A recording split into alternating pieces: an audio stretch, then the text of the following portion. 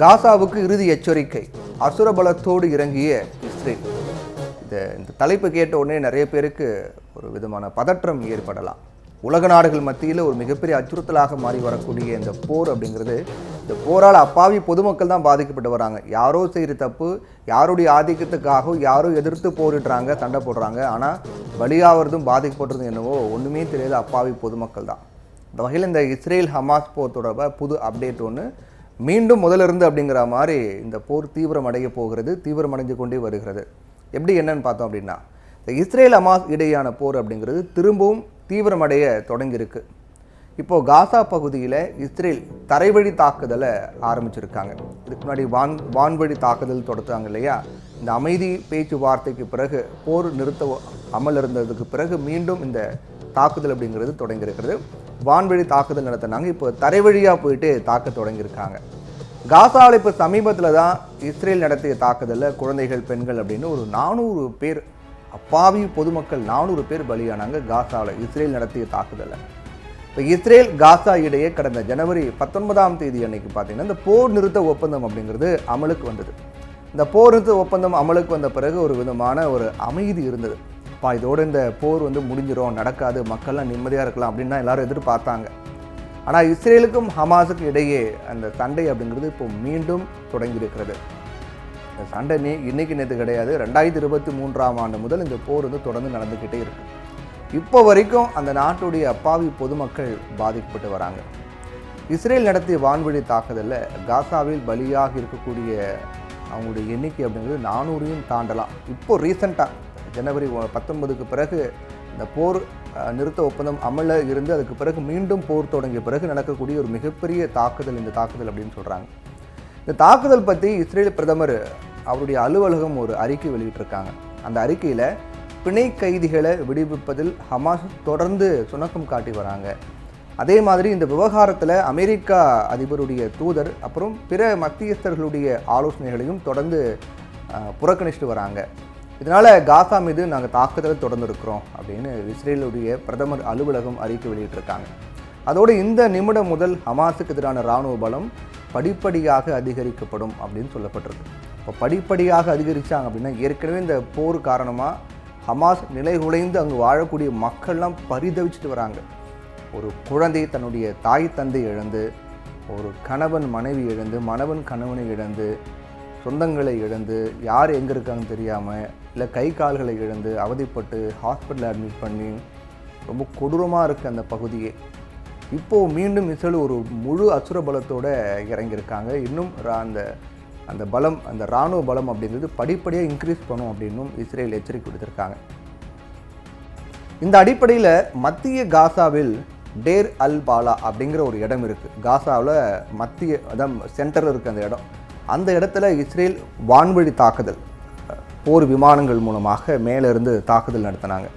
இல்லை 3 குடியிருப்புகள் தரைமட்டமாக இருக்குது அப்படிங்கிறது. அதே போல் கான் யூனிஸ், ராஃபாவிலும் கூட இந்த தாக்குதல் அப்படிங்கிறது நீண்டுக்கிட்டே போயிருக்கு. இப்போ இஸ்ரேல் காசா போர் நிறுத்த ஒப்பந்தத்தை 3 கட்டங்களாக செயல்பட திட்டமிட்டாங்க. 3 கட்டமாக போர் நிறுத்த ஒப்பந்தத்தை நம்ம நடைமுறைப்படுத்துவோம். அதுக்கு பிறகு அதில் 2 நாடுகள், அதாவது ஹமாஸுக்கும் இஸ்ரேலுக்கும் இடையே அந்த உடன்பாடு ஏற்பட்டால் போர் நிறுத்த ஒப்பந்தத்தை அப்படியே கண்டினியூ பண்ணலாம், நிரந்தரமாக்கலாம் அப்படின்னு சொன்னாங்க. உலக நாடுகளே ஒரு மகிழ்ச்சியில் இருந்தாங்க. ஹபாடா இந்த போர் நின்றோம் அப்படின்னு எல்லாம் எதிர்பார்த்தாங்க. அப்போ முதல்ல என்ன பண்ணாங்க, 3 கட்டங்களாக அதை செயல்படுத்த முடிவு பண்ணாங்க. இந்த போர் நிறுத்த ஒப்பந்தப்படி இஸ்ரேல் சிறையில் இருக்கக்கூடிய பாலஸ்தீன கைதிகளை விடுதலைக்கு ஈடாக ஒரு கட்டமாக ஹமாஸ் தன்னுடைய வசம் இருக்கக்கூடிய இஸ்ரேலிய பணைய கைதிகளை விடுவிக்கணும்.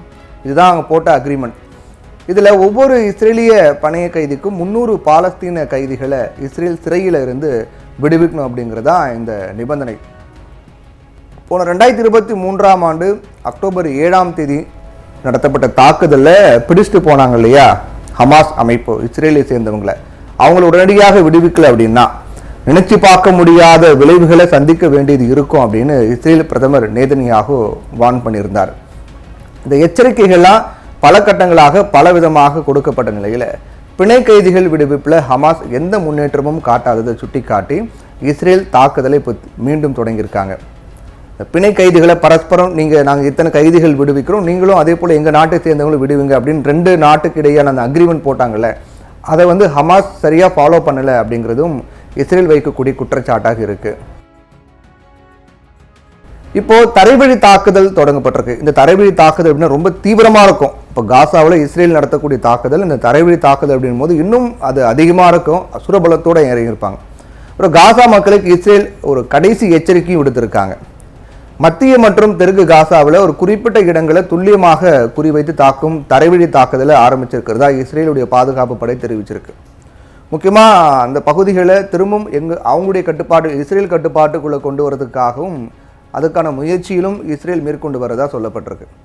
காசாவை வடக்கு அப்புறம் தெற்கு பகுதிகளை இந்த பிரிக்கும் முக்கியமான பகுதியாக நெட்சாரிம் வழித்தடத்துடைய அதிகமான இடங்களை இஸ்ரேல் இராணுவம் கைப்பற்றி இருக்காங்க அப்படின்னு சொல்லப்படுது. அப்போ காசாவில் மிக முக்கியமான பகுதி, ஏற்கனவே காசானுடைய மையப்பகுதி, அதே போன்று இந்த சாரினம் அப்படிங்கிற பகுதி, அது வந்து காசா வடக்கு தெற்கு அப்படின்னு பிரிக்கக்கூடிய பகுதி, அந்த இடத்தையும் இஸ்ரேல் இராணுவம் ஆக்குபேட் பண்ணிட்டாங்களாம். இன்னொரு பக்கம் தெற்கு காசா எல்லையிலும் இஸ்ரேல் தன்னுடைய படைகளை களமிறக்கியிருக்காங்க. ஒட்டுமொத்தமாக காசாவை அவங்க வந்து டேக் ஓவர் பண்ணுற மாதிரி இப்போ ஃபோர்ஸாக இறங்கியிருக்காங்க. நெட்சாரிம் வழித்தடத்தை தொடர்ந்து தெற்கு காசா எல்லையிலும் இஸ்ரேல் தாக்குதலை நடத்த தயாராக இருக்கக்கூடிய வகையில் படைகளை இறக்கியிருக்காங்க. இஸ்ரேல் மக்களை பாதுகாக்க காசாவில் இருக்கக்கூடிய பயங்கரவாத அமைப்புகளுக்கு எதிராக இஸ்ரேல் இராணுவம் தொடர்ந்து போராடும் அப்படின்னு தெரிவிக்கப்பட்டிருக்கு. அதாவது இஸ்ரேல் மக்களை காப்பதற்காக இஸ்ரேல் சொல்கிறாங்க, ஹமாஸ் பயங்கரவாதிகள், அவங்களுக்கு எதிராக என்னுடைய போராட்டம் தொடரும் அப்படின்னு சொல்லியிருக்காங்க இஸ்ரேல். பணைய கைதிகளை விடுவிக்க ஹமாஸ் தொடர்ந்து மறுத்து வந்தாங்க. மத்தியஸ்த திட்டங்களை நிராகரித்தாங்க. அதாவது 2 நாடுகளுக்கு இடையே பஞ்சாயத்து பண்ணாங்க இல்லையா, அதாவது ஹமாஸுக்கு இஸ்ரேலுக்கு இடையே பஞ்சாயத்து பண்ணாங்க இல்லையா, இந்த பஞ்சாயத்து சொன்னக்கூடிய பேச்சுகளை ஹமாஸ் வந்து நிராகரித்தாங்க அப்படின்னு இஸ்ரேல் குற்றம் சாட்டுது. இருந்தாலும் ஒரு பொறுப்பற்ற மற்றும் ஒருதலைபட்சமான நடவடிக்கை மூலமாக இந்த போர் நிறுத்தத்தை முறித்து பணைய கைதிகளை ஆபத்தில் ஆழ்த்தியதாக பிரதமர் பெஞ்சமின் நேதன்யாஹு மீது ஹமாஸ் குற்றம் சாட்டுறாங்க. இஸ்ரேல் பண்ணக்கூடிய இந்த நடவடிக்கையால் இஸ்ரேல் நாட்டை சேர்ந்தவங்க எங்ககிட்ட இருக்காங்க பணைய கைதிகளாக, அவங்கள வந்து ஆபத்தில் தள்ளுறாங்க இஸ்ரேலே அப்படின்னு ஹமாஸ் குற்றம் சாட்டுறாங்க. இப்படி 2 தரப்பும் மாறி மாறி குற்றம் சாட்டி வரதால் போர் இப்போ மீண்டும் தீவிரமடைந்திருக்கிறது. இப்போ இந்த மாதிரி போயிட்டு இருக்கிற சூழ்நிலையிலே இஸ்ரேல் பாதுகாப்பு அமைச்சர் ஹமாஸ் அமைப்புக்கு ஒரு இறுதி எச்சரிக்கை, இதுதான் ஃபைனல் வார்னிங் அப்படின்னு சொல்லியிருக்காங்க. இது பற்றி அவங்க பேசும்போது, காசா மக்களே, இது உங்களுக்கு கடைசி எச்சரிக்கை, அமெரிக்க அதிபருடைய ஆலோசனையை கேளுங்க, பணைய கைதிகளை திருப்பி அனுப்பி ஹமாஸ் உங்கள் மண்ணிலிருந்து அகற்றுங்க, அதுக்கு பிறகு உங்கள் தேவை நிறைவேற்றப்படும், அப்போ தான் உங்களால் உலகின் மற்ற பகுதிகளுக்கு போக முடியும் அப்படின்னு அந்த ஃபைனல் வார்னிங்கில் சொல்லப்பட்டிருக்கு. இப்போ அமெரிக்கா, கத்தார் போன்ற நாடுகள்லாம் இதில் சமரசம் பேச்சுவார்த்தை நடத்திட்டு வந்தாங்க. அமெரிக்க அதிபர் இப்போ என்ன சொல்கிறார் அப்படின்னா, இஸ்ரேல் பக்கம் தான் நாங்கள் இருப்போம், நாங்கள் சொல்லக்கூடியதை காசா கேட்கல, ஹமாஸ் அமைப்பு கேட்கல, அதனால் இஸ்ரேல் பக்கம் தான் நாங்கள் இருப்போம் அப்படின்னு அமெரிக்காவும் சொல்லிட்டாங்க. கத்தாரும் அதுக்கான முயற்சி ஈடுபட்டு வந்தாங்க. அதற்கு போதிய பலனும் கிடைக்கல. 3 கட்டங்களாக அந்த போர் நிறுத்தத்தை பண்ணலாம் அப்படின்னாங்க. முதல் கட்டம் முடிஞ்சு 2வது கட்டம் போர் நிறுத்தம் மீண்டும் வருமா அப்படின்னு பார்த்தா அதுக்குள்ளே போர் தீவிரமடைந்திருக்கிறது. அதுவும் இந்த போர் மிக அசுரபலத்தோடு இஸ்ரேல் காசாக்குள்ளே களமிறங்கியிருக்காங்க. என்ன நடக்க போகுது அப்படிங்கிறத நம்ம பொறுத்திருந்து தான் பார்க்கணும். என்ன இருந்தாலும் இந்த போரால் பாதிக்கப்பட்டது என்னமோ பாவி பொதுமக்கள் மட்டும்தான்.